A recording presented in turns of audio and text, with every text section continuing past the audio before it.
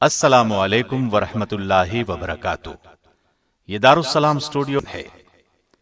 جرنیل صحابہ کے سلسلے کی دو کڑیاں سیدنا ابو عبیدہ بن جراح اور سیدنا خالد بن ولید ہم آپ کی خدمت میں پیش کر چکے ہیں۔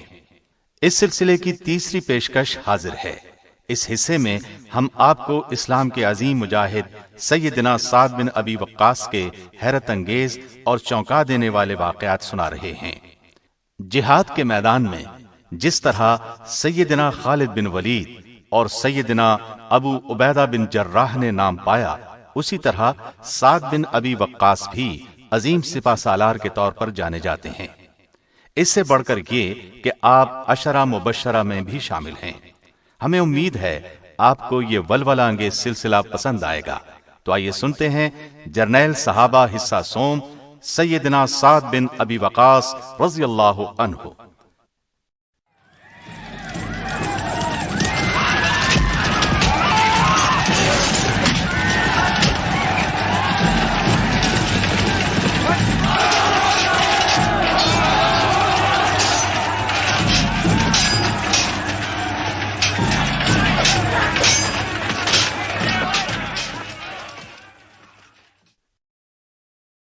عراق کے مشہور مقام جسر میں اسلامی لشکر اور عراقی فوج کا آمنا سامنا ہوا۔ عراق کا لشکر جرار پوری تیاریوں کے ساتھ آیا تھا۔ گھمسان کا رن پڑا۔ دشمن کا حملہ اس قدر تیز اور طوفانی تھا کہ ایک ہی دن میں 4000 مجاہد شہید ہو گئے۔ امیر المومنین سیدنا عمر بن خطاب رضی اللہ عنہ یہ ہولناک خبر سن کر بہت غمگین ہوئے۔ انہوں نے خود میدان جنگ میں جانے کا فیصلہ کیا۔ مدینے میں سیدنا علی رضی اللہ عنہ کو اپنا قائم مقام بنا کر آپ عراق جانے کے لیے نکلے۔ ابھی مدینے سے کچھ ہی فاصلے پر پہنچے تھے کہ سیدنا عبد الرحمن بن عوف رضی اللہ عنہ کو پتہ چلا۔ بہت پریشان ہوئے، فوراً دوڑے اور آپ کو جا لیا۔ آپ کا راستہ روکا اور عرض کیا، امیر المومنین، آپ اپنے فیصلے پر نظر ثانی کریں۔ ان حالات میں آپ کا مرکز اسلام میں رہنا انتہائی ضروری ہے۔ میری رائے کے مطابق بہتر یہ ہے کہ اسلامی لشکر کی قیادت کسی تجربہ کار اور نڈر جرنیل کے سپرد کر دی جائے۔ اس وقت مسلمان نازک ترین دور سے گزر رہے ہیں۔ امت مسلمہ کو آپ کی بہت ضرورت ہے۔ ہمارے پاس ایسے مجاہدین موجود ہیں جو جنگی حکمت عملی سے دشمن کا منہ موڑ سکیں، جنہیں میدان جنگ میں اترنے کا تجربہ ہے، جو تیر اور تلوار کی لڑائی کے ماہر بھی ہیں۔ آپ نے ان کی باتیں سنی اور رک گئے۔ سیدنا علی اور چند دوسرے بڑے صحابہ کو مشورے کے لیے بلایا۔ متفقہ طور پر طے پایا کہ امیر المومنین کو نہیں جانا چاہیے، ان کی یہاں زیادہ ضرورت ہے۔ عراق میں لڑنے والے لشکر کی قیادت کے لیے کسی تجربہ کار اور ماہر سالار کا انتخاب کیا جائے۔ سیدنا عمر نے صحابہ کے اجتماعی فیصلے کا احترام کیا، واپس مدینے آ گئے، صحابہ سے مشورہ کیا۔ آخر سیدنا عبد الرحمن بن عوف نے فرمایا، میری رائے یہ ہے کہ سعد بن ابی وقاص کو بھیجا جائے۔ اس رائے سے سبھی نے پرجوش انداز میں اتفاق کیا۔ سیدنا عمر نے سعد بن ابی وقاص رضی اللہ عنہ کو اسلامی لشکر کا سپہ سالار بنا کر عراق کی طرف روانہ فرمایا۔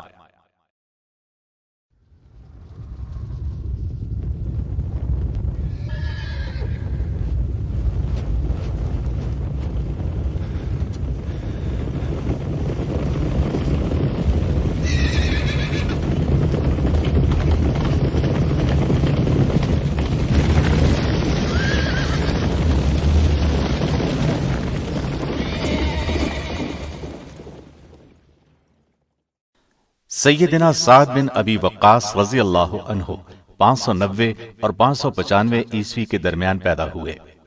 شہر پیدائش مکہ ہے۔ خیال کیا جاتا ہے کہ آپ نے ہجرت مدینہ سے قریباً 30 سال پہلے دنیا میں آنکھ کھولی۔ اس وقت 622 عیسوی تھا۔ اس حساب سے آپ عمر میں نبی کریم صلی اللہ علیہ وسلم سے قریباً 23 سال چھوٹے تھے۔ ماں باپ نے نام سعد رکھا۔ آپ کے والد کا نام مالک اور کنیت ابو وقاص تھی، لہٰذا آپ سعد بن ابی وقاص کے نام سے مشہور ہوئے۔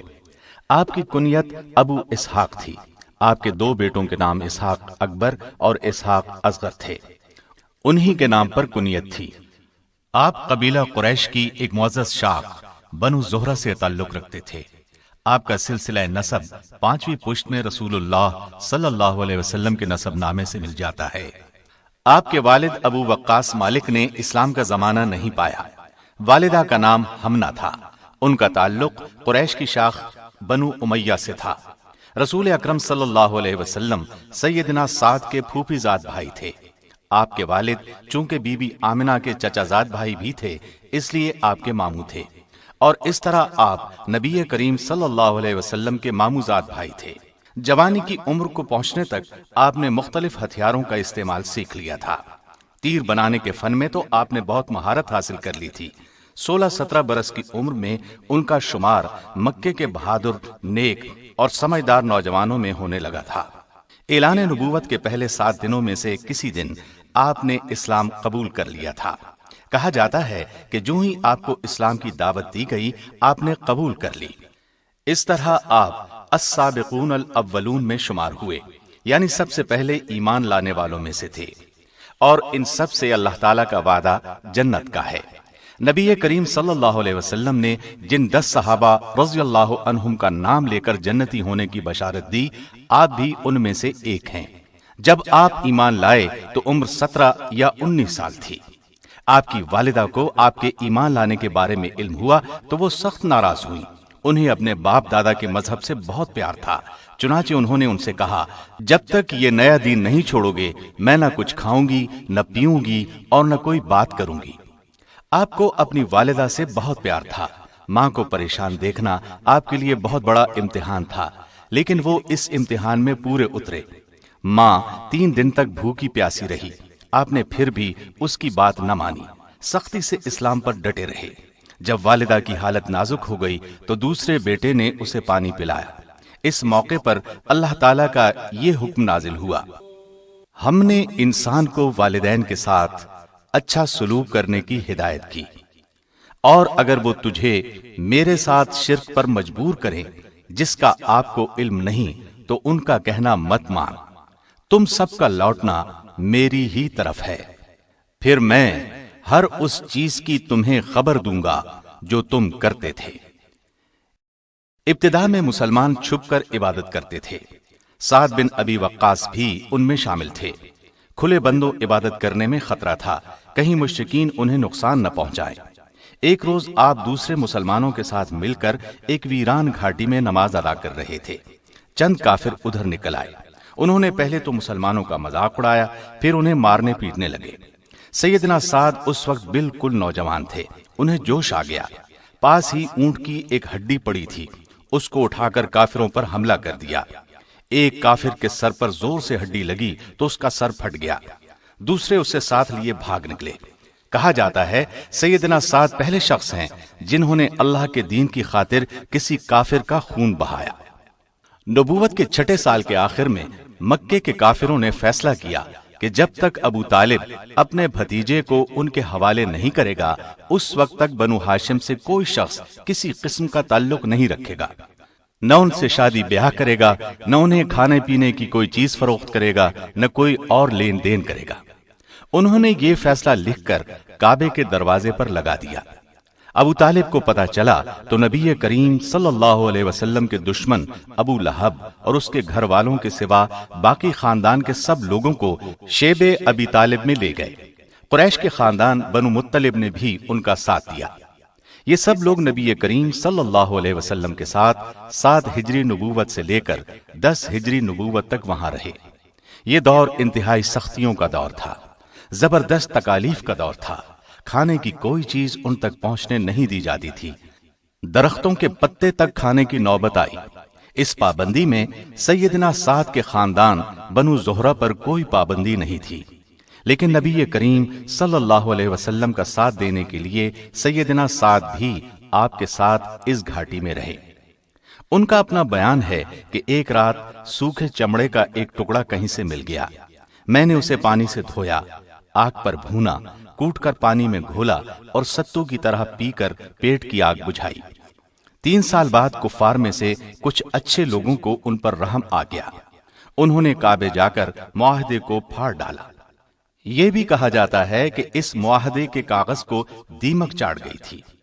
اس طرح بنو ہاشم لوگوں کے ساتھ گھاٹی سے نکل کر اپنے گھروں میں آ گئے اور مصیبت کا یہ دور ختم ہوا۔ نبوت کے 13ویں سال نبی کریم صلی اللہ علیہ وسلم نے مکے میں موجود تمام صحابہ کو یثرب کی طرف ہجرت کرنے کی ہدایت فرمائی۔ اس زمانے میں مدینے کا نام یثرب تھا۔ اس سے پہلے نبوت کے 5ویں اور 6 سال صحابہ کی ایک بڑی تعداد نبی صلی اللہ علیہ وسلم کی ہدایت پر حبش کی طرف ہجرت کر گئی تھی، لیکن سعد بن ابی وقاص اور کچھ دوسرے مسلمانوں نے آپ کے ساتھ ہی رہنا پسند کیا تھا۔ اب حالات بدل گئے تھے۔ وہ اس طرح کہ مکے سے قریباً 300 میل دور شہر یثرب کے بہت سے لوگ اسلام قبول کر چکے تھے، اور انہوں نے نبی صلی اللہ علیہ وسلم کو اپنے شہر آنے کی دعوت دی تھی۔ یہ وعدہ کیا تھا کہ ہر قیمت پر آپ کی حفاظت کریں گے۔ نبی صلی اللہ علیہ وسلم نے ان کی دعوت قبول کر لی تھی، لیکن مناسب یہ سمجھا کہ پہلے اپنے چند صحابہ کرام کو مدینے بھیج دیں، پھر خود تشریف لے جائیں۔ چنانچہ آپ کی ہدایت پر مسلمانوں نے یثرب کی طرف ہجرت کی۔ ان میں سیدنا سعد بن ابی وقاص رضی اللہ عنہ بھی تھے، بلکہ ان کے 14 سالہ چھوٹے بھائی عمیر رضی اللہ عنہ بھی تھے۔ یہ بھی اسلام قبول کر چکے تھے۔ تھوڑے ہی عرصے بعد نبی صلی اللہ علیہ وسلم بھی مکے سے ہجرت کر کے یثرب تشریف لے آئے۔ اس طرح یہ پرانا شہر یثرب سے مدینۃ النبی بن گیا۔ بعد میں صرف مدینہ کہلایا جانے لگا۔ مدینے میں مسلمان اگرچہ کفار کے ظلم و ستم سے محفوظ ہو گئے تھے، لیکن کوئی نہ کوئی صحابی آپ کی قیام گاہ کے پہرے پر ضرور موجود رہتے تھے۔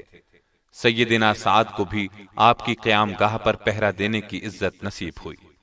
ام المومنین سیدہ عائشہ رضی اللہ عنہا فرماتی ہیں کہ ایک رات نبی صلی اللہ علیہ وسلم کی نیند اچاٹ ہو گئی۔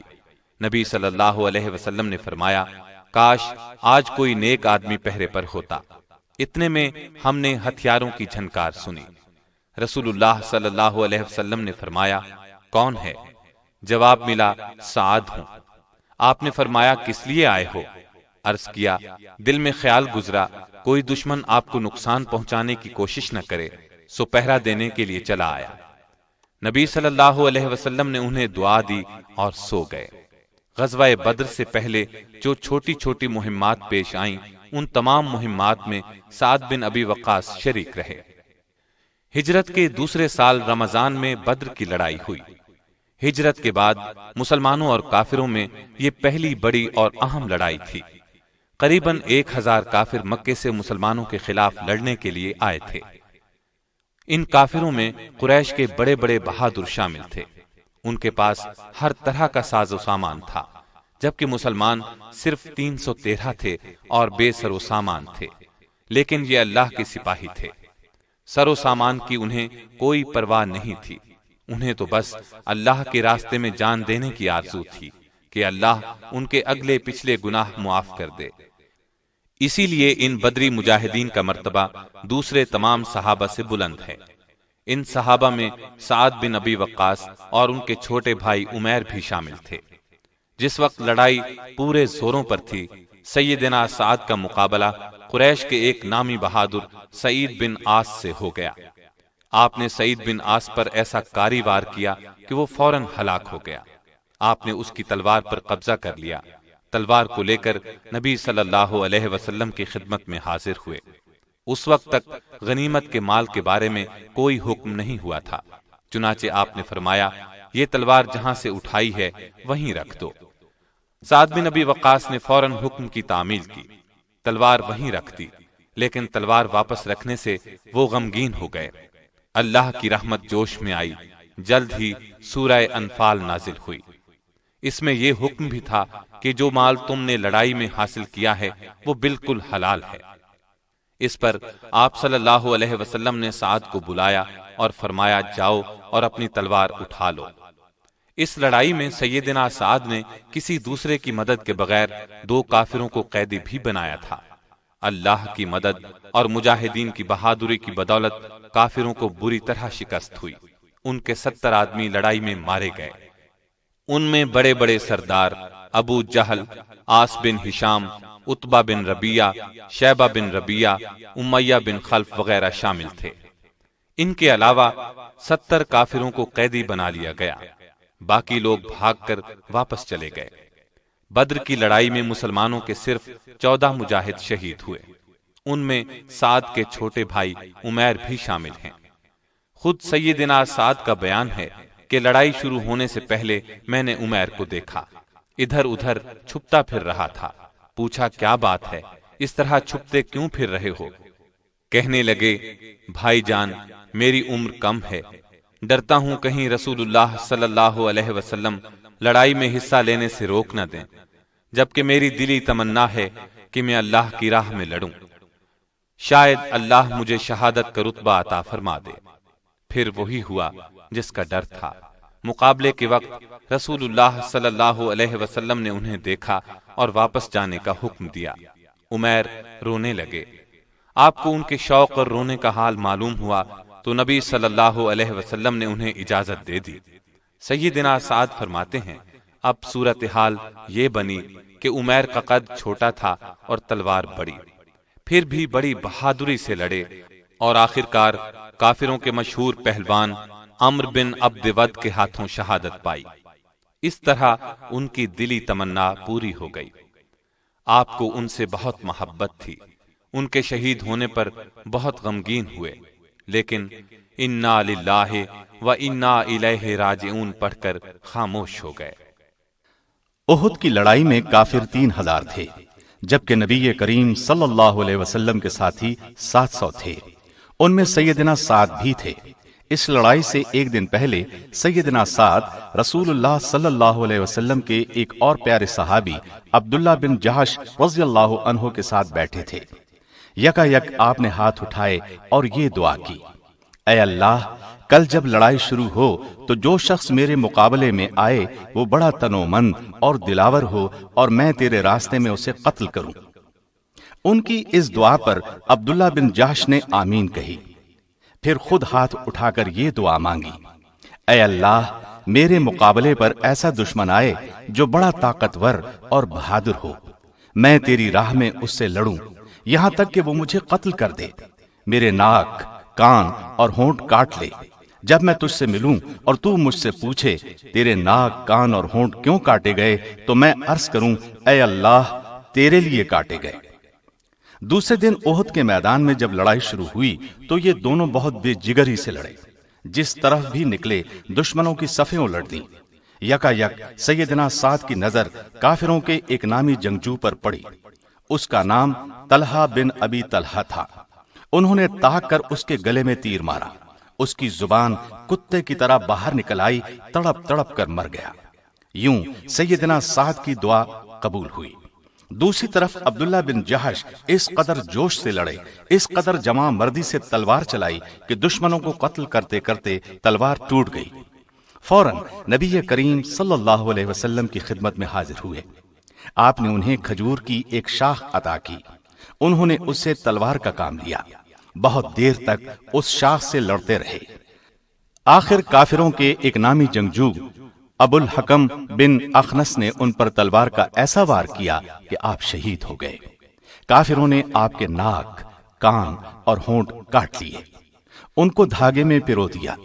سیدنا سعد کا گزر ان کی ناش کے پاس سے ہوا، حالت دیکھ کر بے ساختہ ان کے منہ سے نکل گیا، اللہ کی قسم عبداللہ کی دعا میری دعا سے بہتر تھی۔ احد کی لڑائی میں تیر انداز دستے کی کوتاہی کی وجہ سے جب مسلمانوں کے پاؤں اکھڑے اور نبی کریم صلی اللہ علیہ وسلم کی شہادت کی خبر اڑی تو آپ کے نزدیک صرف چند جانثار صحابہ رہ گئے، ان میں سعد بھی تھے۔ یہ اصحاب شروع سے آخر تک اپنی جانوں کی بازی لگا کر نبی کریم صلی اللہ علیہ وسلم کی حفاظت کرتے رہے۔ دشمن کے جو آدمی آپ کی طرف بڑھتے یہ جانثار انہیں بھگا دیتے۔ سیدنا سعد کو تیر چلانے میں بہت مہارت حاصل تھی۔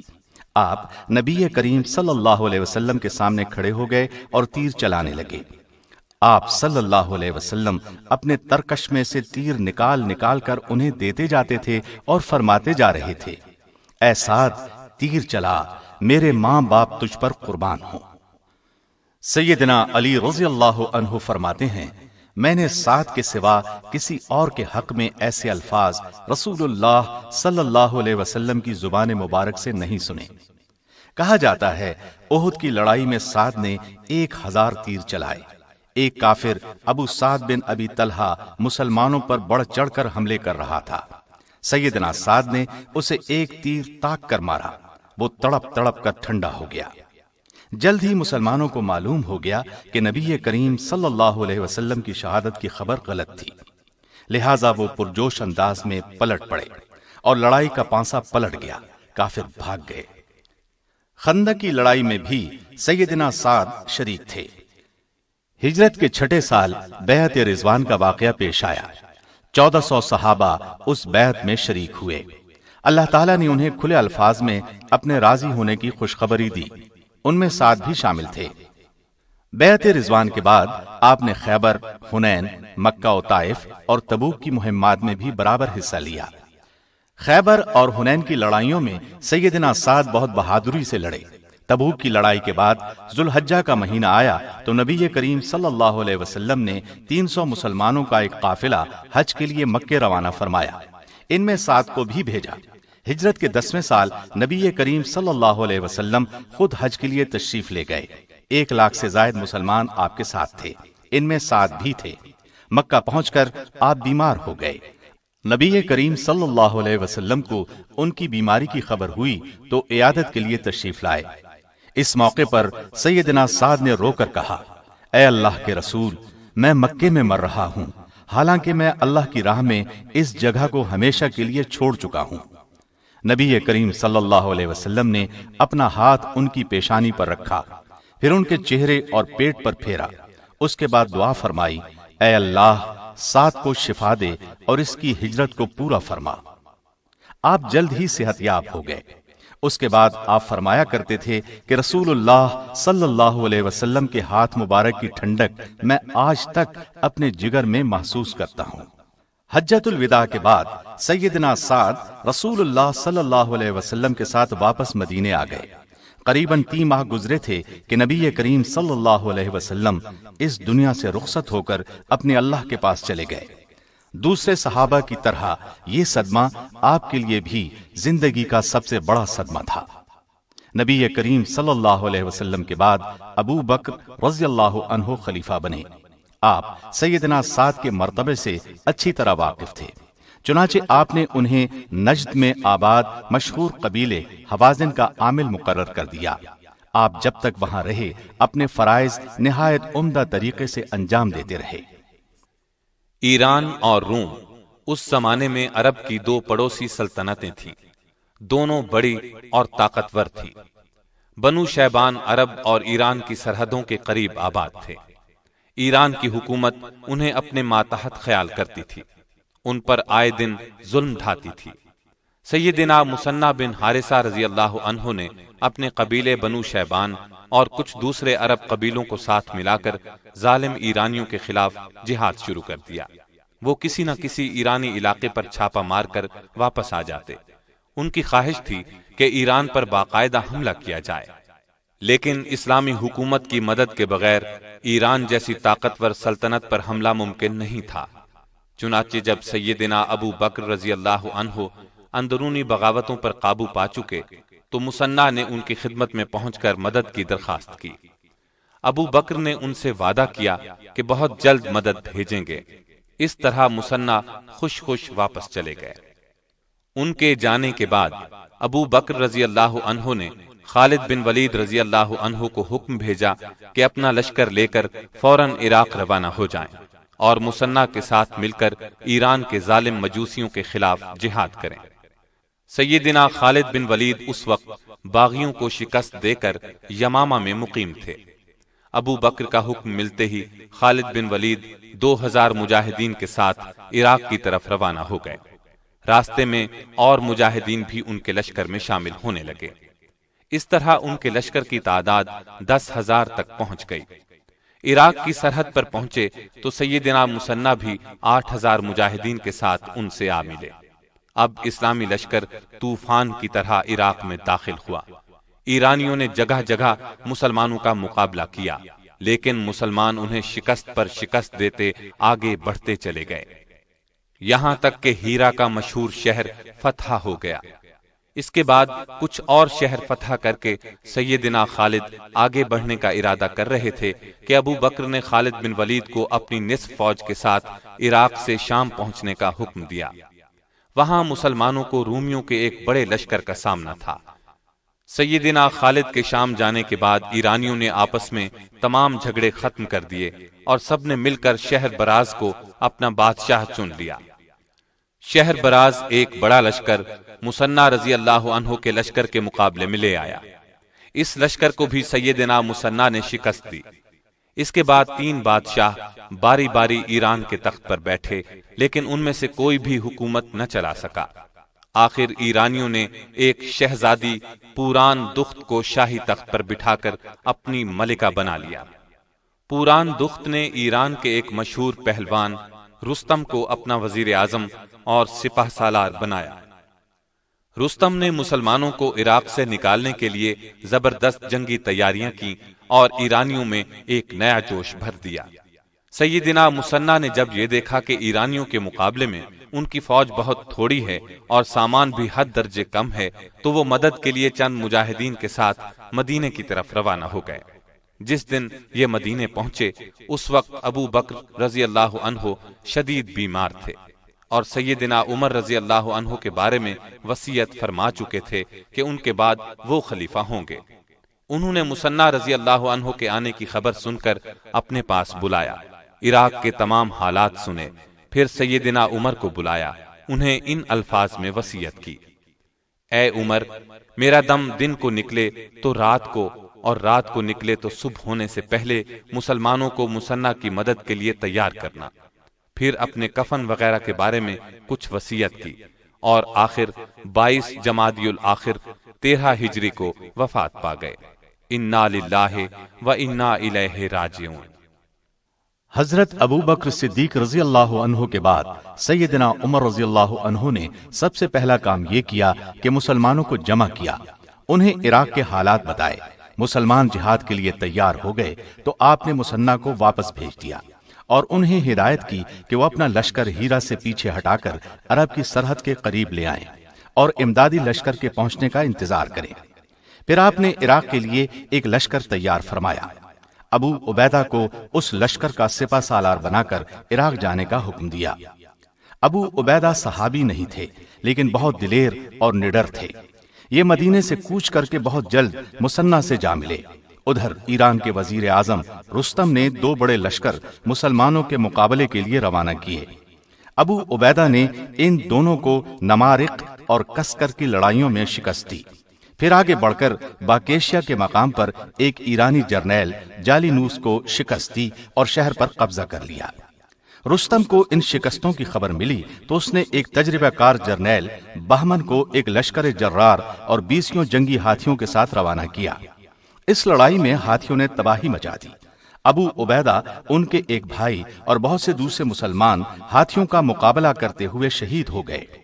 ایسے میں دریا کا پل ٹوٹ گیا اور بہت سے مسلمان دریا میں ڈوب گئے۔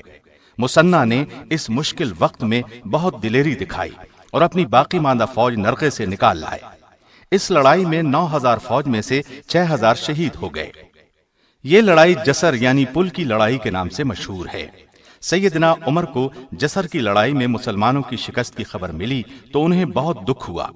انہوں نے ایک اور لشکر تیار کیا۔ آپ نے اس لشکر کو عبداللہ بن جریر بجلی کی ماتحتی میں مسنہ کی مدد کے لیے عراق روانہ کیا۔ ایرانیوں کی طرف سے ایک مشہور جرنیل مہران 1 لاکھ سے زائد فوج اور 20 جنگی ہاتھیوں کے ساتھ مسلمانوں کی طرف بڑھا۔ دریائے فرات کے کنارے بویب کے مقام پر دونوں فوجوں کا مقابلہ ہوا۔ گھمسان کی لڑائی ہوئی۔ مسلمانوں کی تعداد ایرانیوں سے بہت کم تھی، ان کے پاس ہاتھی بھی نہیں تھے، ساز و سامان بھی بہت کم تھا، پھر بھی وہ قدم جما کر اس شان سے لڑے کہ ایرانیوں کا منہ پھیر کر رکھ دیا۔ مسلمانوں کے جوش کا عجیب حال تھا۔ مسنہ اور ان کے بھائی سیدنا مسعود اس طرح لڑ رہے تھے کہ انہیں سر پیر کا کچھ ہوش نہ تھا۔ اچانک مسعود زخمی ہو کر گر پڑے۔ مسنہ نے دیکھا تو للکار کر کہا، مسلمانوں، شریف لوگ اسی طرح جان دیا کرتے ہیں، دیکھنا تمہارے جھنڈے ہرگز نہ جھکنے پائیں۔ جنگ جاری رہی۔ اب تک ایرانیوں کے بڑے بڑے سردار مارے جا چکے تھے، تاہم ان کا سپہ سالار قدم جما کر لڑ رہا تھا۔ قبیلہ تغلب کے ایک مجاہد نے اسے تاڑ لیا، تلوار سونت کر اس پر ٹوٹ پڑا۔ مہران کو مہلک زخم آیا، گھوڑے سے گرا اور وہ مجاہد اچک کر اس کے گھوڑے پر سوار ہو گیا اور بلند آواز سے نعرہ لگایا، میں تغلب کی اولاد ہوں، میں نے ایرانی سپہ سالار کو قتل کر دیا ہے۔ ایرانی فوج کے چھکے چھوٹ گئے، سپہ سالار کے مرتے ہی فوج بددل ہو گئی۔ قریباً 1,00,000 ایرانی مارے گئے، ہزاروں دریا میں گر کر ہلاک ہو گئے۔ بویب کے میدان میں سال ہا سال ایرانیوں کی ہڈیوں کے ڈھیر پڑے رہے، ان کو دیکھ کر عبرت ہوتی تھی۔ بویب کی لڑائی جسر کی لڑائی کا بھرپور جواب تھی۔ اس قدر بڑی تعداد میں مارے جانے والے ایرانیوں کے مقابلے میں شہید ہونے والے مسلمانوں کی تعداد صرف 100 تھی۔ بویب کی فتح کے بعد مسلمان عراق عرب میں چاروں طرف پھیل گئے۔ مصنع رضی اللہ عنہ کا خیال تھا کہ بویب کی شکست کے بعد ایرانیوں کی ہمت جواب دے گئی ہے، لیکن ہوا اس کے الٹ۔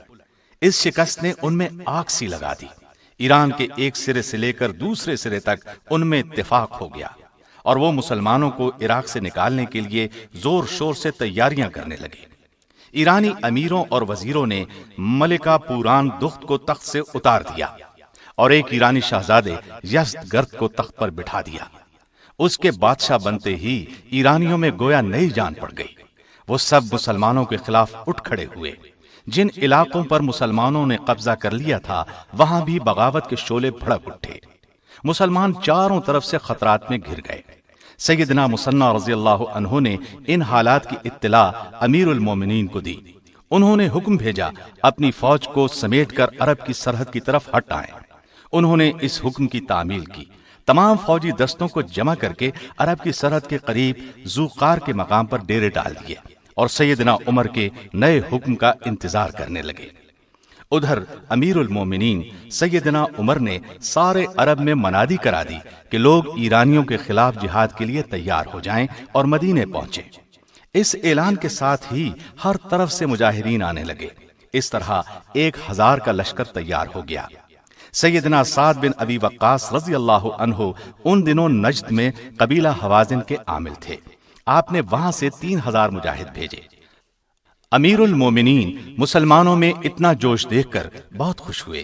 تمام مجاہدین کو لے کر مدینے سے باہر سرار کے چشمے پر پہنچے، مجاہدین کو وہیں قیام کرنے کی ہدایت کی، خود بھی ان کے ساتھ ٹھہرے، سارے لشکر کی صف بندی کی، پھر فرمایا میرا ارادہ ہے کہ اس لشکر کے ساتھ میں خود جاؤں۔ عام مجاہدین کو آپ کے اس فیصلے کا علم ہوا تو وہ بہت خوش ہوئے، لیکن بڑے بڑے صحابہ نے مشورہ دیا کہ امیر المومنین کا مدینے سے باہر جانا کسی صورت مناسب نہیں۔ سیدنا عمر نے اس مشورے کو قبول کر لیا۔ اب سوال یہ پیدا ہوا کہ عراق بھیجے جانے والے لشکر کا امیر اور سپہ سالار کون ہو؟ بڑے بڑے صحابہ سے اس بارے میں مشورہ ہوا۔ آخر سیدنا عبد الرحمن بن عوف کی تجویز پر طے پایا کہ اس لشکر کا سپہ سالار سیدنا سعد بن ابی وقاص رضی اللہ عنہ کو بنایا جائے۔ سیدنا عمر نے اس وقت خط لکھ کر سعد بن ابی وقاص کو بلا بھیجا۔ چند دن بعد آپ مدینے پہنچ گئے۔ امیر المومنین نے انہیں عراق کی مہم کا سپہ سالار مقرر فرمایا۔ جھنڈا ان کے ہاتھ میں دیتے ہوئے بہت سی نصیحتیں کی، ہدایات دی، پھر انہیں عراق جانے کے لیے تیار ہونے کی ہدایت کی۔ سیدنا سعد بن ابی وقاص رضی اللہ عنہ عراق کے لیے روانہ ہونے لگے تو امیر المومنین نے اس وقت ان سے فرمایا ہر مصیبت میں صبر اختیار کریں، اللہ کے ہر حکم کی اطاعت کریں، گناہوں سے بچیں اور نیک کاموں کے ذریعے فتح طلب کریں۔ سیدنا سعد بن ابی وقاص نے آپ کو یقین دلایا کہ وہ ہر حال میں اللہ کی رضا کو اپنے سامنے رکھیں گے، اپنے ساتھیوں کو خوش رکھنے کی ہر ممکن کوشش کریں گے۔ اس کے بعد جھنڈا ہاتھ میں لیا اور 4,000 مجاہدین کے لشکر کے ساتھ روانہ ہوئے۔ امیر المومنین انہیں رخصت کرنے کے لیے خود گئے۔ سعد بن ابی وقاص نے مدینے سے روانہ ہونے کے بعد سالبہ کے مقام پر پڑاؤ ڈالا۔ یہاں 4,000 کا لشکر اور پہنچ گیا۔ انہیں بھی امیر المومنین عمر رضی اللہ عنہ نے روانہ کیا تھا۔ اس کے بعد بھی وقفے وقفے سے دستے ان کے پاس آتے رہے۔ یہاں تک کہ سالبہ میں ان کے پاس 20,000 فوج جمع ہو گئی۔ 3 ماہ تک وہاں ٹھہرنے کے بعد سیدنا سعد نے وہاں سے کوچ کیا اور شراف کے مقام پر پڑاؤ ڈالا۔ اس دوران میں سیدنا مثنی رضی اللہ عنہ وفات پا گئے۔ جسر کی لڑائی میں انہیں زخم آئے تھے، وہ زخم بگڑ گئے اور آپ انہی زخموں سے چل بسے۔ انتقال سے پہلے انہوں نے اپنی جگہ بشیر بن خصاصیہ رضی اللہ عنہ کو اپنی فوج کا سپہ سالار مقرر کیا اور انہیں وصیت کی کہ ان کا پیغام سعد بن ابی وقاص رضی اللہ عنہ کو دے دیا جائے۔ جہاں تک ممکن ہو عرب کی سرحد کے قریب رہ کر ایرانیوں سے جنگ کریں۔ اللہ تعالی مسلمانوں کو فتح دے تو پھر بے دھڑک ایران کے اندر گھس جائیں۔ بشیر بن خصاصیہ اپنی فوج کے ساتھ شراف میں سعد سے آ ملے۔ اس فوج کی تعداد 8,000 کے قریب تھی۔ انہوں نے سعد کو مثنی کی وفات کی خبر سنائی، انہیں بہت صدمہ ہوا۔ شراف سے آپ نے تمام حالات امیر المومنین کو لکھ بھیجے، مثنی کی وصیت کا ذکر بھی کیا۔ جواب میں سیدنا عمر نے ان کی وصیت کی تائید کی اور سعد کو ہدایت کی کہ شراف سے کوچ کر کے قادسیہ کے مقام پر پڑاؤ ڈالیں۔ یہ ایران کا دروازہ ہے اور نہایت سرسبز و شاداب مقام ہے۔ امیر المومنین کا خط ملنے پر سعد نے شراف سے کوچ کیا، قادسیہ کی طرف روانہ ہوئے۔ راستے میں غدیب کا مقام آیا، یہ ایرانیوں کی فوجی چوکی تھی، یہاں وہ اپنے ہتھیار رکھتے تھے۔ اس چوکی کے پہرے داروں کو مسلمانوں کے آنے کی خبر ملی تو وہ بھاگ نکلے۔ اس طرح غدیب سے مسلمانوں کو کافی ہتھیار ملے۔ چند دن وہاں ٹھہر کر آخر سعد بن ابی وقاص قادسیہ پہنچ گئے۔ آپ نے وہاں پڑاؤ ڈالنے کے بعد ارد گرد کے علاقوں میں فوجی دستے بھیجنے کا کام شروع کیا۔ ان دستوں نے فوج کے لیے غلہ، مویشی اور دوسری ضروریات کی چیزیں مہیا کرنے کا کام کیا۔ جس وقت اسلامی لشکر عراق کی طرف بڑھ رہا تھا، ایران کا بادشاہ یزدگرد مسلمانوں سے مقابلے کی زبردست تیاری کر رہا تھا۔ بہت جلد اس نے ایک بڑا لشکر تیار کر لیا۔ اس لشکر کا سپہ سالار اس نے وزیر اعظم رستم کو مقرر کیا اور اسے حکم دیا کہ وہ تباہ کن حملہ کر کے مسلمانوں کو پیس ڈالے۔ رستم ایران کا نامی گرامی بہادر تھا۔ وہ 60,000 فوج کے ساتھ ایران کے دارالحکومت مدائن سے مسلمانوں کے مقابلے کے لیے روانہ ہوا۔ مدائن سے چل کر یہ لشکر سابات کی فوجی چھاونی پہنچا۔ یہاں ہر طرف سے امدادی فوجی رستم کے پاس پہنچنے لگے، یہاں تک کہ تعداد 1.5 لاکھ ہو گئی۔ رستم کی فوج اب مسلمانوں سے لڑنے کے لیے بری طرح بے چین تھی۔ یہ تمام خبریں سیدنا سعد نے امیر المومنین کو لکھ بھیجی۔ ادھر سے جواب ملا، ایرانی فوجوں کی کثرت اور ساز و سامان سے گھبرانے کی ضرورت نہیں، اللہ پر پورا بھروسہ رکھیں، اسی سے مدد مانگیں۔ جنگ سے پہلے ایران کے بادشاہ کے پاس چند دانا اور بہادر لوگوں کو سفیر بنا کر بھیجیں، وہ اسے اسلام کی دعوت دیں۔ انشاءاللہ اس دعوت سے ایرانیوں کے ارادوں میں سستی پیدا ہوگی، اور اگر ان کا بادشاہ اسلام کی دعوت قبول کرنے سے انکار کر دے تو ان کا عذاب بھی اسی کے سر ہوگا۔ امیر المومنین کا حکم ملتے ہی سیدنا سعد نے اپنی فوج سے 14 آدمی منتخب کیے۔ یہ 14 آدمی سادہ لباس میں صرف کوڑے ہاتھ میں لیے مدائن میں داخل ہوئے۔ وہاں کے لوگ ان حضرات کو دیکھ کر بہت حیران ہوئے۔ ادھر بادشاہ یزدگرد کو ان کے آنے کی اطلاع مل چکی تھی۔ اس نے اپنے دربار کو بڑی شان و شوکت سے سجایا۔ یہ لوگ دربار میں داخل ہوئے۔ بادشاہ نے عربی جاننے والے درباری کے ذریعے ان سے پوچھا، تم لوگوں نے ہمارے ملک پر حملہ کیوں کیا ہے؟ سیدنا سعد نے ان 14 آدمیوں کا امیر سیدنا نعمان کو بنایا تھا۔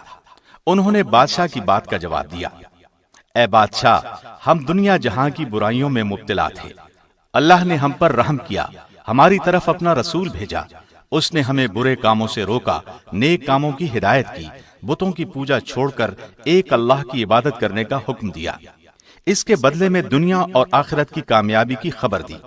ہم اس پر ایمان لے آئے، پہلے عرب کے مختلف قبیلوں کو اسلام کی دعوت دی، وہ ہمارے ساتھ ہو گئے تو ہمیں حکم ملا قریبی ملکوں کے لوگوں کو اسلام کی دعوت دیں۔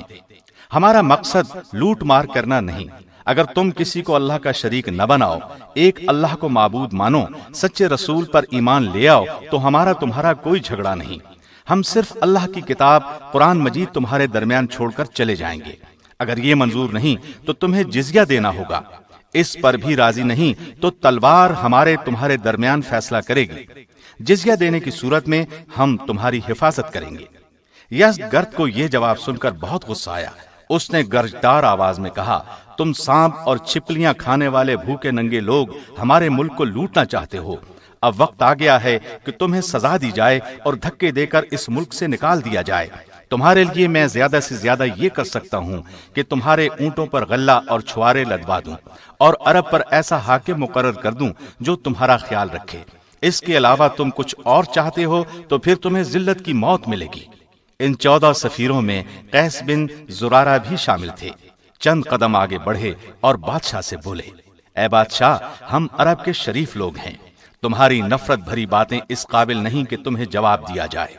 ہم تو اسلام کا نور تمہارے سینوں میں اتارنا چاہتے ہیں۔ اسلام قبول کر لو تو بہتر، ورنہ جزیہ یا تلوار، ایک چیز تو تمہیں قبول کرنی ہوگی۔ اس پر یزدگرد کے غصے کی انتہا نہ رہی۔ اس نے چلا کر کہا، اگر ایلچیوں کا قتل جائز ہوتا تو آج تم میں سے کوئی زندہ بچ کر نہ جاتا۔ اے دوسروں کے ملکوں کو لوٹنے والو، تمہیں یہ خاک ملے گی۔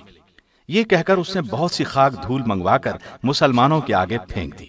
ایک مجاہد نے یہ خاک اپنی چادر میں ڈال لی۔ پھر سارے سفیر اپنے لشکر میں لوٹ آئے اور سیدنا سعد کے پاس پہنچ کر ان الفاظ میں انہیں مبارکباد دی، اے امیر مبارک ہو، دشمن نے خود اپنی زمین ہمیں دے دی ہے، انشاءاللہ اب ہم ضرور اس کے ملک پر قبضہ کر لیں گے۔ ایرانی سفیروں کے واپس جانے کے بعد یزدگرد نے رستم کو حکم دیا کہ سابات سے چل کر قادسیہ پہنچو اور مسلمانوں کو پیس ڈالو۔ حکم ملنے پر رستم روانہ ہوا۔ اس کے ہر سپاہی نے زرہ پہنی ہوئی تھی، ہر طرح کے ہتھیاروں سے لیس تھے۔ گھڑ سوار دستے میں چوٹی کے سوار شامل تھے۔ جنگی ہاتھیوں کے قدموں کی دھمک سے زمین ہل رہی تھی۔ فوج کے خیمے چمکدار ریشمی کپڑے کے تھے۔ رستم سونے کے تخت پر بیٹھا تھا۔ یہ لشکر جرار قادسیہ میں عتیق کے مقام پر آ کر رکا۔ رستم نے حالات کا جائزہ لیا اور سیدنا سعد کو پیغام بھیجا، اپنا کوئی بھروسے والا آدمی میرے پاس بھیجو تاکہ صلح کی گفتگو کی جا سکے۔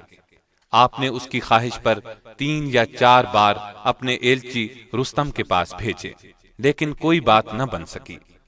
آخری بار مغیرہ بن شعبہ رضی اللہ عنہ بات کرنے کے لیے گئے۔ ان کا شمار عرب کے نہایت دانا اور بہادر لوگوں میں ہوتا تھا۔ وہ بہت لاپرواہی سے رستم کے دربار میں داخل ہوئے اور اس کے تخت پر اس کے زانو سے زانو ملا کر بیٹھ گئے۔ یہ دیکھ کر دربار میں ہلچل مچ گئی۔ شاہی ملازمین نے آگے بڑھ کر انہیں تخت سے اتار دیا۔ اس پر سیدنا مغیرہ نے کہا، میں نے سنا تھا کہ ایران کے لوگ بہت تمیز والے ہیں، لیکن مجھے معلوم نہیں تھا کہ وہ ایک شخص کو خدا بنا کر تخت پر بٹھا دیتے ہیں اور اسے پوجنے لگتے ہیں۔ اللہ کا شکر ہے ہم عربوں میں یہ رواج نہیں ہے۔ تم نے خود یہاں مہمان بنا کر بلایا ہے، اس لیے میرے ساتھ تمہارا یہ سلوک مناسب نہیں تھا۔ رستم یہ سن کر شرمندہ ہوا اور کہا، یہ میرے خادموں کی غلطی تھی، لیکن یہ تو بتاؤ کہ تم اپنی اس پرانی تلوار اور چھوٹے چھوٹے تیروں سے ہمارا مقابلہ کیسے کرو گے؟ اس پر مغیرہ نے کہا، بے شک میری تلوار پرانی ہے، لیکن اس کی دھار بہت تیز ہے۔ باقی رہے تیر تو سمجھ لو آگ کا شعلہ چھوٹا سا بھی ہو، آگ ہی ہے، آگ کا کام جلانا ہے۔ اس پر رستم نے کہا، تمہاری بہتری اسی میں ہے کہ یہاں سے چلے جاؤ، ہم تمہارا پیچھا نہیں کریں گے۔ اس کے جواب میں مغیرہ نے تلوار کے قبضے پر ہاتھ رکھ کر کہا، اگر تم اللہ کا سچا دین اسلام قبول نہیں کرتے تو جزیہ دینا قبول کرو، ورنہ تلوار ہمارے اور تمہارے درمیان فیصلہ کرے گی۔ ان الفاظ کے ساتھ ہی رستم غصے میں آ گیا۔ اس نے للکار کر کہا، آفتاب کی قسم، اب ہرگز تم سے صلح نہیں ہوگی، میں کل تم سب کو ہلاک کر ڈالوں گا۔ یہ سن کر مغیرہ نے کہا، بہت اچھا، جو اللہ چاہے گا وہی ہوگا۔ اس کے بعد وہ اپنے لشکر میں آ گئے۔ سیدنا سعد کو رستم کے ارادوں سے باخبر کیا۔ آپ نے اسی وقت مجاہدین کو لڑائی کی تیاری کا حکم دے دیا۔ دوسری طرف ایرانی لشکر بھی زور شور سے تیاری کرنے لگا۔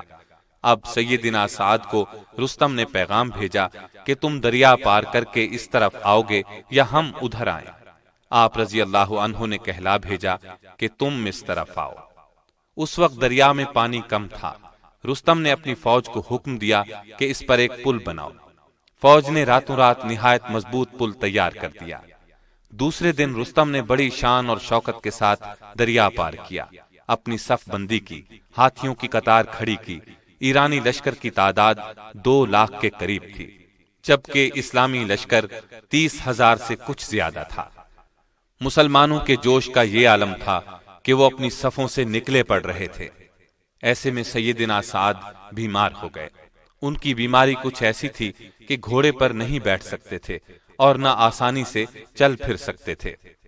اب آپ رضی اللہ عنہ خود لڑائی میں حصہ لینے کے قابل نہ رہے، تاہم لڑائی کی نگرانی کرنا بہت ضروری خیال کرتے تھے۔ اس موقع کے لیے وہاں ایک پرانا محل مل گیا۔ آپ اس کی دوسری منزل پر تکیے کے سہارے اس طرح بیٹھ گئے کہ جنگ کا میدان نظر کے سامنے تھا۔ اس وقت فوج میں نبی صلی اللہ علیہ وسلم کے ایک صحابی سیدنا خالد بن عرفطہ بہت بہادر اور دانا تھے۔ آپ نے انہیں بلایا اور فوج کی کمان ان کے سپرد کرتے ہوئے فرمایا، میں کاغذ پر لکھ کر ہدایات آپ کو بھیجتا رہوں گا۔ اب دونوں فوجیں ایک دوسرے کے سامنے کھڑی تھیں۔ اس وقت کے دستور کے مطابق ایک ایرانی جنگجو میدان میں نکلا، اس کا مقابلہ ایک مسلمان مجاہد نے کیا اور اسے گرفتار کر لیا۔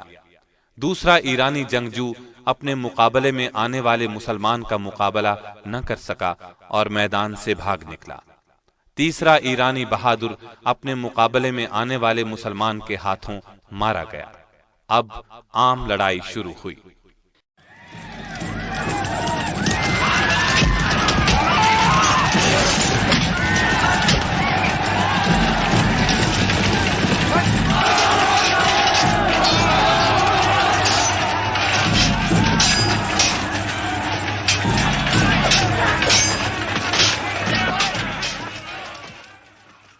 تمام مجاہدین سارا دن سر دھڑ کی بازی لگا کر لڑے۔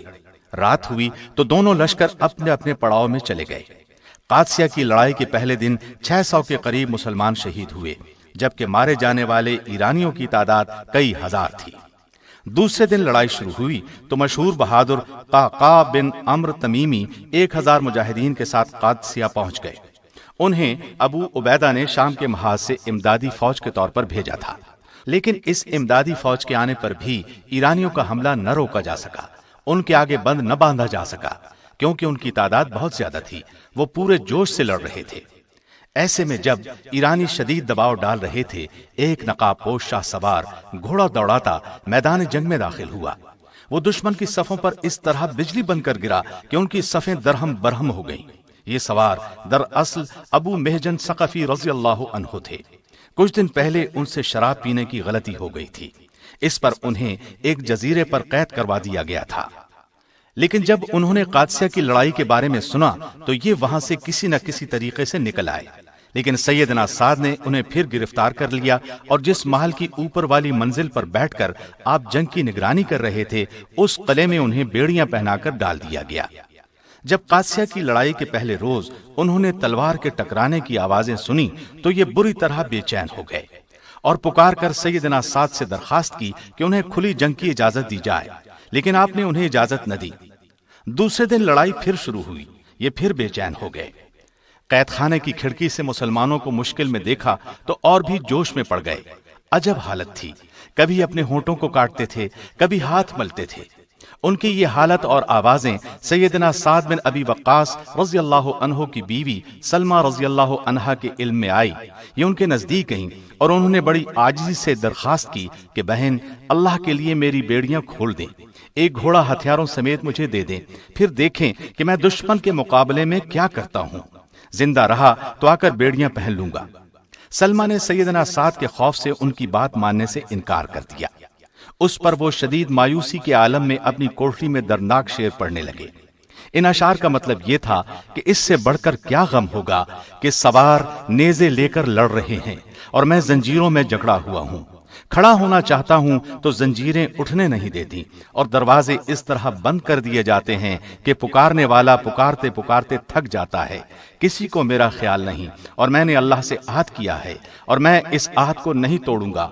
اگر شراب خانوں کے دروازے مجھ پر کھول دیے جائیں تو بھی میں ادھر کا رخ نہیں کروں گا۔ سیدہ سلمہ رضی اللہ عنہا نے یہ اشعار سنے تو ان کی آنکھوں میں آنسو آ گئے۔ اسی وقت اپنی ملازمہ کو ساتھ لے کر قید خانے میں گئیں اور ان کی بیڑیاں کھول دی، پھر انہیں قید خانے سے استبل میں لائیں۔ ایک اعلیٰ نسل کا عربی گھوڑا اور ہتھیار ان کے سپرد کر کے کہا، جاؤ اللہ کے حوالے، مجھے امید ہے تم اپنا عہد پورا کرو گے۔ گھوڑا اور ہتھیار پا کر ابو محجن ثقفی رضی اللہ عنہ کو جیسے سارے جہان کی دولت مل گئی۔ منہ کو کپڑے سے چھپایا، گھوڑے پر سوار ہوئے اور ایڑ لگا دی، پھر نیزہ ہاتھ میں ہلاتے اس شان سے ایرانیوں پر ٹوٹے جیسے آسمان سے بجلی گرتی ہے۔ انہوں نے جدھر کا رخ کیا ایرانیوں کی صفیں الٹ دی۔ مسلمانوں کے وہ دستے جو ایرانیوں کے زبردست حملوں کی وجہ سے سخت مشکل اور دباؤ میں تھے، انہوں نے سمجھا کہ اللہ نے ان کے لیے آسمان سے کوئی فرشتہ بھیج دیا ہے۔ ابو محجن کبھی دائیں بازو پر جا پڑتے تھے، کبھی بائیں بازو میں گھس کر تباہی مچا دیتے تھے۔ اس طرح انہوں نے جنگ کا نقشہ بدل کر رکھ دیا۔ سیدنا سعد دور سے لڑائی کا حال دیکھ رہے تھے۔ انہوں نے اس نقاب پوش کو اس طرح لڑائی کرتے دیکھا تو بے اختیار اش اش کر اٹھے۔ منہ پر کپڑا ہونے کی وجہ سے سیدنا سعد انہیں پہچان نہ سکے، لیکن دل میں کہہ رہے تھے کہ اس شان سے تو ابو محجن ثقفی ہی لڑا کرتا تھا۔ اگر وہ قید نہ ہوتا تو میں یہی سمجھتا کہ یہ ابو محجن ہی ہے، معلوم نہیں کہ یہ شیر کون ہے۔ شاید اللہ نے آسمان سے کوئی فرشتہ نازل کیا ہے۔ ان کے دیکھتے ہی دیکھتے مسلمانوں نے ابو محجن کے ساتھ مل کر اپنے سامنے کے ایرانیوں کو گاجر مولی کی طرح کاٹ کر رکھ دیا۔ اگر تھوڑی دیر لڑائی اور جاری رہتی تو ایرانیوں کی پچھلی صفیں بھی تباہ ہو جاتی، لیکن اب شام ہو چلی تھی، اس لیے دونوں فوجوں نے جنگ بند کر دی۔ لڑائی ختم ہوتے ہی ابو محجن قید خانے میں آ گئے اور خود ہی بیڑیاں پہن لیں۔ ایسے میں سیدنا سعد اوپر سے نیچے آئے تو سلمہ رضی اللہ عنہا نے پوچھا، لڑائی کی کیا خبریں ہیں؟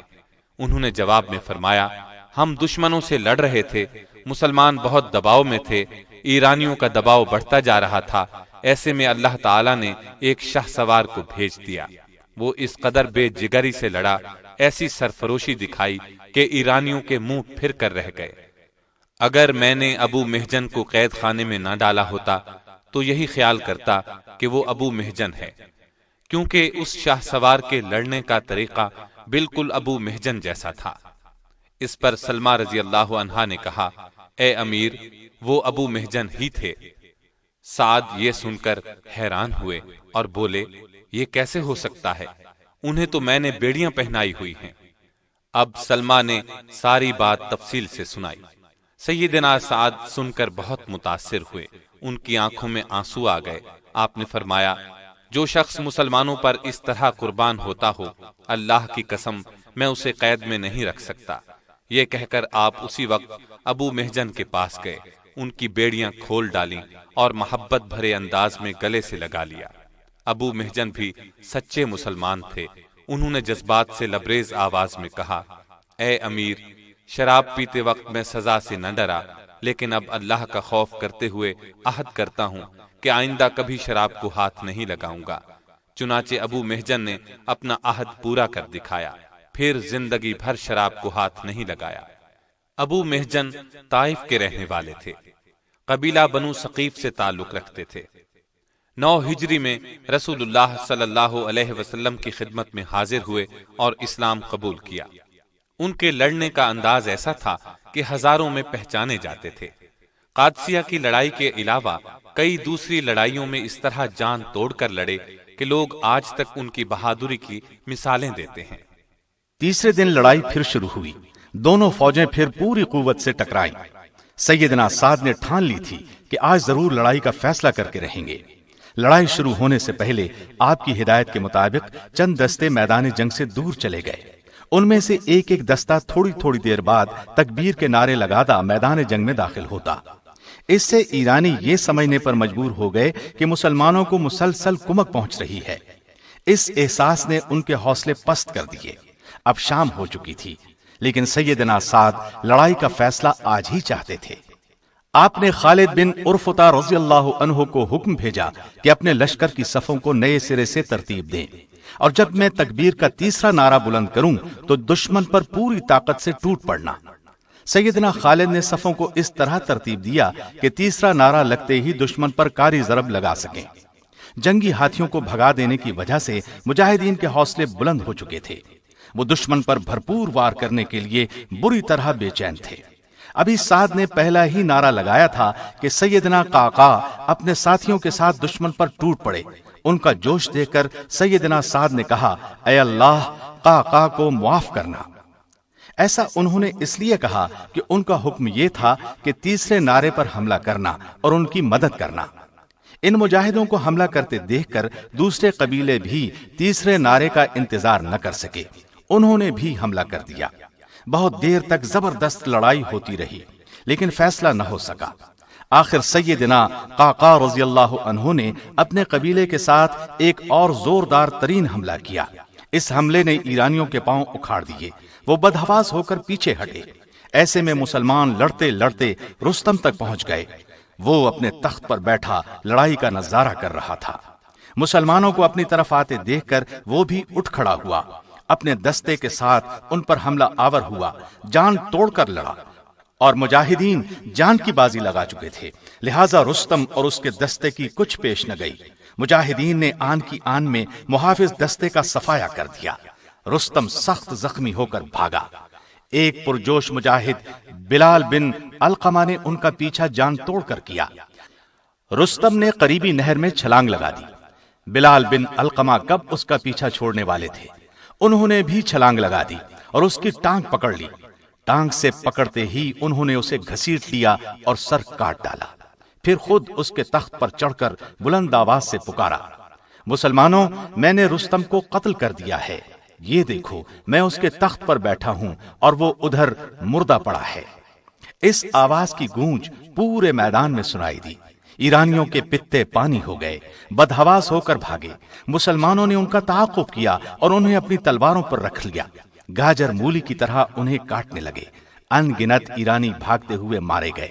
اس طرح مسلمانوں کو اللہ تعالیٰ نے قادسیہ کی اس خوفناک لڑائی میں فتح نصیب فرمائی۔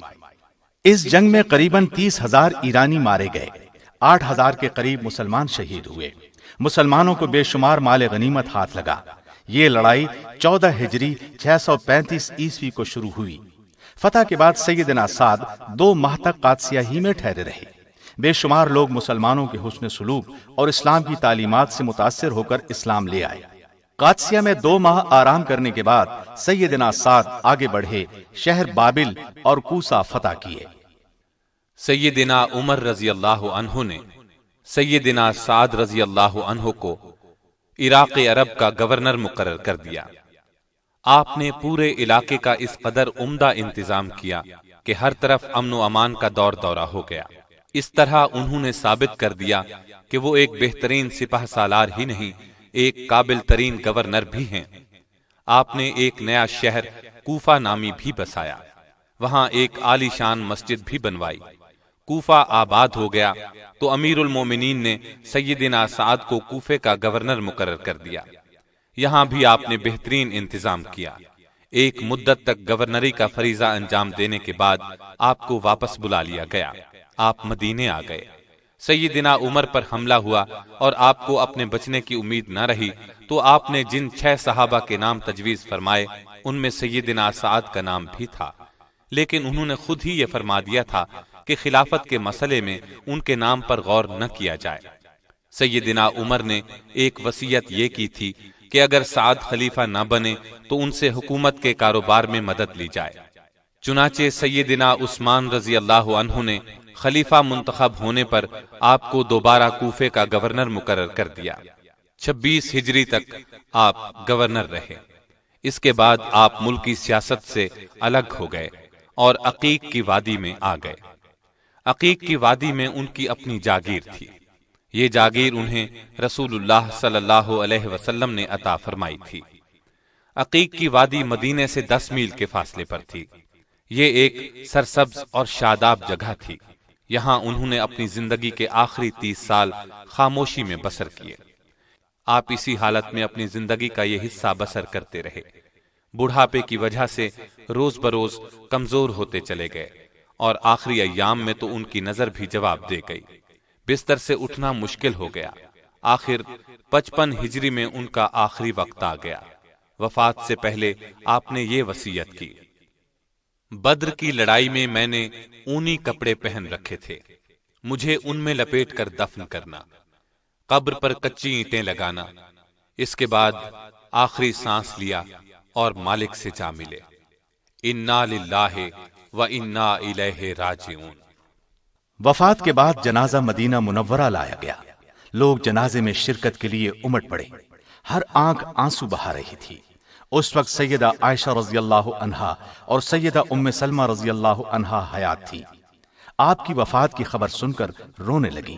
انہوں نے خواہش کی کہ اللہ کے رسول پر جان چھڑکنے والے ساتھی کا جنازہ مسجد نبوی میں لایا جائے۔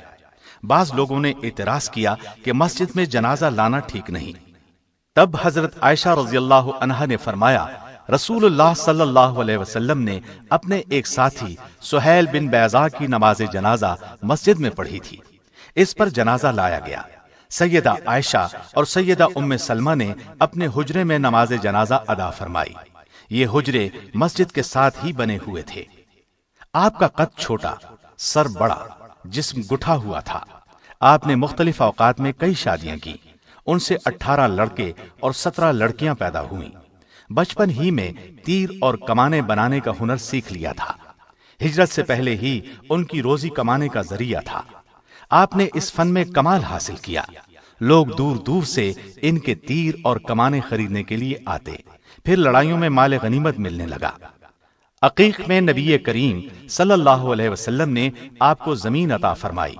آپ قرآن اور حدیث کے بہت بڑے عالم تھے، تلاوت کے بہت شوقین تھے، خوش الحان بھی تھے، تلاوت کے وقت رویا کرتے تھے۔